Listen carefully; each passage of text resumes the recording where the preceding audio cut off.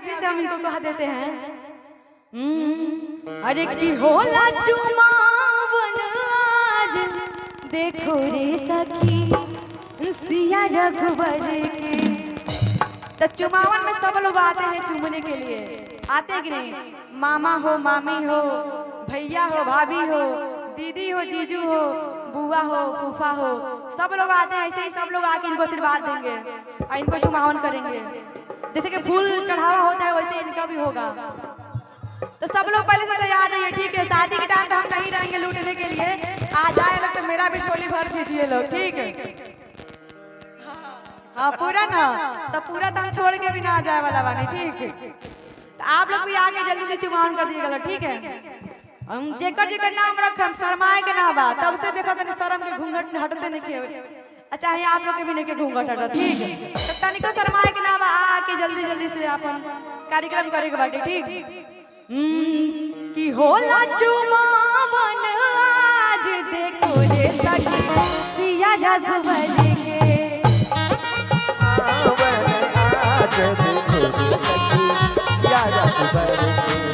होला चुमावन आज देखो रे सखी सिया रघुवर के।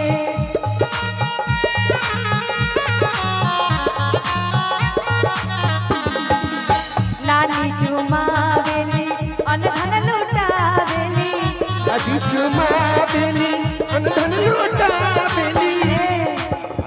बबुआ की मम्मी जहाँ भी हो यहाँ पे आज दूल्हे राजा के सामने हमको आशीर्वाद देने के लिए सब लोग रेडी रहेंगे। जिनका जिनका नाम रखेंगे, झूमना झुमाना अभी बाकी ही है और सब लोग आएंगे। जय हो। कि नानी चुमावेली अनधन लुटावेली, नानी चुमावेली अनधन लुटावेली, नानी चुमावेली अनधन लुटावेली, नानी चुमावेली अनधन लुटावेली।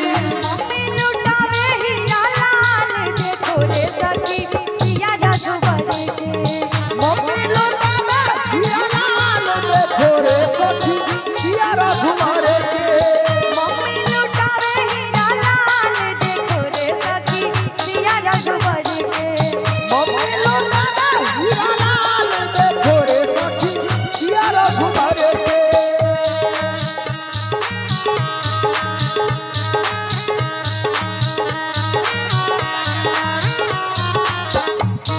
चुमावन आज देखो रे सखी कृष्ण रघुवर के। होला चुमावे हीरा लाल देखो रे सखी कृष्ण रघुवर के। ऐसे थोड़ी ना मांगे तो पे बोला दे। हेलो भैया। बोले मम्मी जी आएंगी तब से। जब तक बबुआ को आशीर्वाद नहीं मिलेगा तब तक कुछ भजन आगे नहीं होगा। ए स्वाति जी। मम्मी जहाँ भी हो प्लीज आ जाए सामने।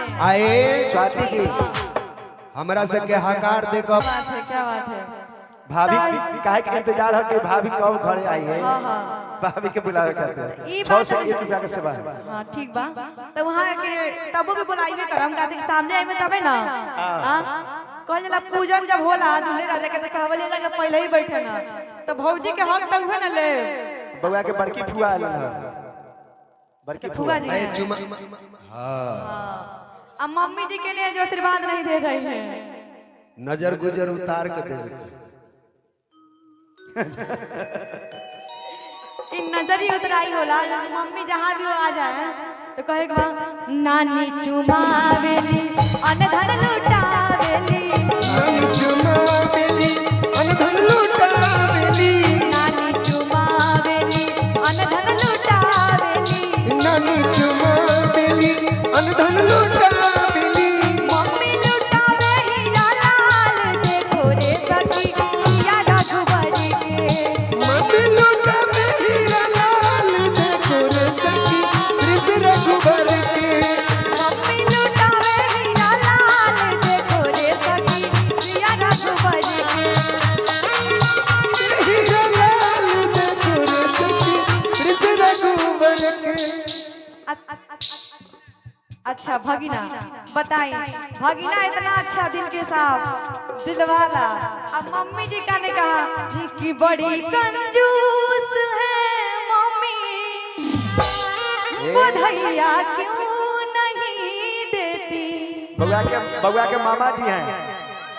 इतने थक रहे हैं झूठे इतना लेके नहीं आए की नाम है की नाम ए मामा जी ए अपन मामा छी ना ना हाँ हाँ वही छे मामा जी है सुनिए ना मामा जी सुनिए मामा जी बउआ के ए, मामा मामा जी है